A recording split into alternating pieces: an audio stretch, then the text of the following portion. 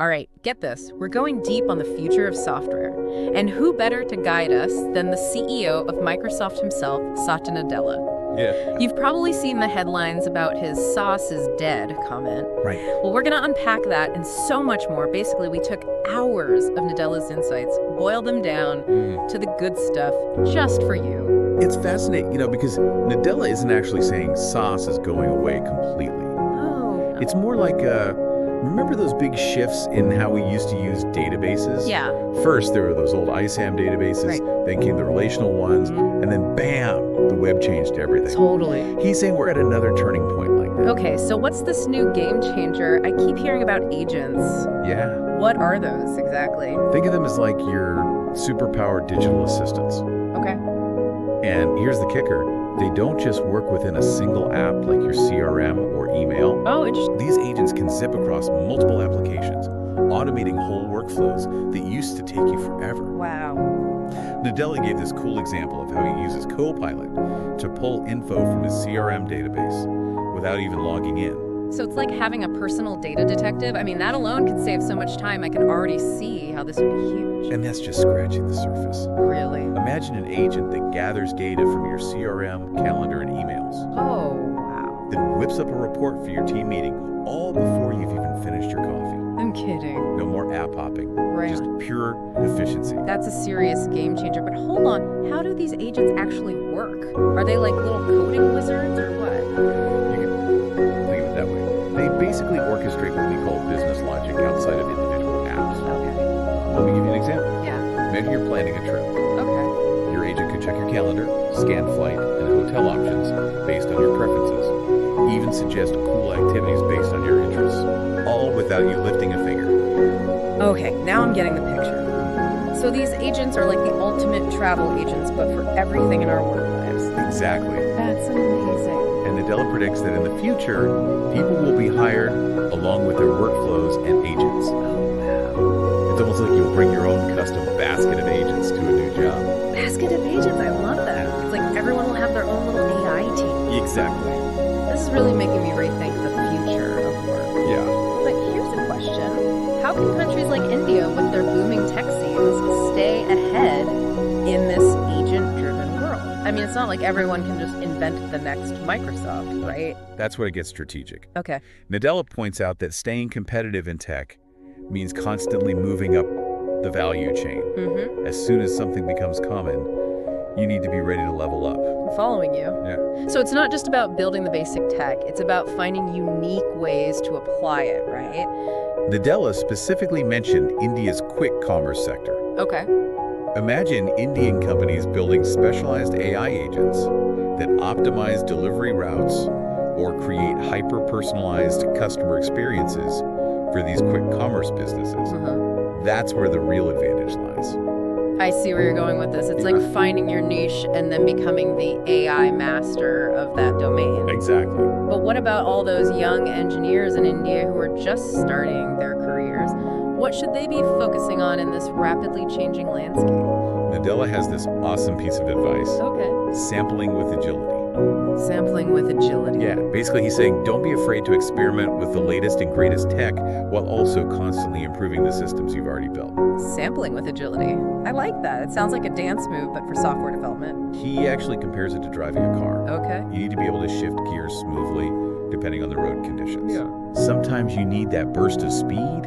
Other times you need to slow down and be more precise. It's about finding that balance between pushing the boundaries and keeping things running smoothly. I get it. You're always looking ahead to see what's coming next, but you're also making sure your current ride is in tip-top shape. Right. But, even though all this talk about AI is pretty mind-blowing, Yeah. I can see why some businesses might still be a little hesitant. It's not like AI is perfect. You're absolutely right. Right. And Nadella addresses this head on. Okay, I'm all ears. What's the magic formula for dealing with AI's quirks and hiccups? Nadella puts it brilliantly. Okay. You can't get fit by watching others go to the gym. Huh. You gotta put in the work yourself. Right, exactly. He's basically saying just because you had one bad experience with AI a year ago, maybe made some mistakes, doesn't mean you should throw in the towel. Right. Technology is always evolving. What didn't work then might be incredibly powerful now. He's encouraging businesses to dive in, experiment, and keep learning by doing. So the message is clear. Yeah. Don't just stand on the sidelines, get in the game. Get in the game. But there's one more thing that really caught my attention. Okay. Nadella talked about how AI could revolutionize entire fields of science, like drug discovery and materials science. Oh, yeah. We're not just talking small improvements here. This is about changing the game completely. This is where it gets truly mind-blowing. Right. Imagine using AI to design entirely new materials that are lighter, stronger, and more sustainable. Or using AI to simulate complex molecular interactions to develop life-saving drugs. Yeah. Nadella believes these breakthroughs are within our reach, Wow. and AI is the key to unlocking them. Okay, I'm picking up what you're putting down. AI has the potential to completely transform scientific discovery. That's huge. But let's bring it back to the business world for a second. If these agents are going to be so commonplace, wouldn't that level the playing field? I mean, wouldn't everyone have access to the same AI advantages? That's a really sharp observation, and Nadella actually addressed this. Okay. He pointed out that even foundational models, those building blocks of AI, like large language models, are becoming more accessible. So it's not enough to just have the basic AI tools anymore. Exactly. The real opportunity now is finding clever ways to apply those tools to very specific problems. So kind of like we were talking about with India's quick commerce industry. Right. You could take those powerful AI building blocks and create custom agents that are laser focused on solving those unique quick commerce challenges. Precisely. And that's where Nadella sees a huge opportunity for countries like India to leapfrog ahead. Instead of just trying to copy what the big tech companies are doing, they can focus on becoming leaders in applying AI to their own specific strengths and challenges. That makes a lot of sense. But let's shift gears a bit and talk about the human side of all this. I think a lot of people hear AI and immediately worry about robots taking over their jobs. It's easy to get caught up in that fear. Yeah, that's a valid concern, and Nadella definitely didn't shy away from it, but he emphasized that while AI is powerful, it's ultimately a tool that's meant to help us, not replace us. So it's more about humans and AI working together rather than humans versus AI. Exactly. Nadella believes AI can free us from those tedious, repetitive tasks and give us more time and energy to focus on the things that make us uniquely human. Creative thinking, problem-solving, building relationships. Okay, I like that. So instead of replacing jobs, it's more about AI transforming the nature of work. It's like those tools that help mechanics lift heavy engines. Right. It doesn't replace the mechanic, it just makes their job easier and allows them to do more. That's a great analogy, and Nadella even went a step further. Oh, really? And said that just like the internet created a whole new economy, AI is likely to create entire industries and job roles that we can't even fathom right now. Whoa. New industries we can't even imagine yet. Okay, now I'm really starting to see the potential here. It's like we're standing at the starting line of a whole new era. But if we want to be successful in this new era, we need to be prepared, right? Yeah. And I'm not just talking about the tech skills, but also the mindset. You're hitting on a crucial point. Okay. Nadella actually talked about this idea of sampling with agility, but he also stressed the importance of being comfortable with experimentation and not being afraid to fail. So it's about embracing that learn by doing mentality. Absolutely. He used a great analogy to illustrate this. Okay. He said, you can't get fit by watching others go to the gym. You've got to get in there and lift some weights yourself. Exactly. The same goes for AI. Yeah. You have to be willing to get your hands dirty, try new things, and learn from your mistakes. Okay. It's not about being perfect. It's about constantly iterating and improving. I'm really digging this get in the gym mentality. It's like a call to action for anyone who wants to be a part of this AI revolution. But let's be real for a minute. There are valid concerns about AI too. I mean, what about the potential for bias in algorithms or the possibility of AI being used for malicious purposes? You're absolutely right to raise those concerns, and honestly, those are questions that ethicists, policymakers, and tech leaders are grappling with right now. Yeah. There are no easy answers. But one thing that Nadella emphasized is the importance of transparency. So being open about how AI systems work and making sure they're aligned with our values as a society. Exactly. It's not just about building powerful AI. It's about building responsible AI. We need to be having those tough conversations now before AI becomes so advanced that it's out of our control. Okay, so we need to be mindful of the potential risks, but also open to the incredible opportunities. It's like walking a tightrope. You've got it. But one thing that really struck me was Nadella's optimism about the future. He truly believes that AI can be a force for good in the world.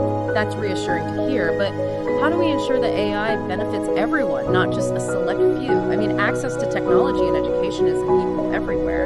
You're raising a critically important point, and Nadella actually addressed this head on. Okay. He talked about the need to democratize AI education and make sure that everyone has the opportunity to participate in this technological revolution, regardless of their background or where they live. So it's not just about teaching people how to code, it's about giving them the foundational knowledge and critical thinking skills to thrive in an AI-powered world. Exactly. He sees a future where AI empowers everyone, from students to business leaders to policymakers, to make informed decisions and solve complex problems. Now that's a vision I can get behind, but before we get too carried away with all these big picture ideas, let's bring it back down to earth for a second. What can our listener do today to start preparing for this future?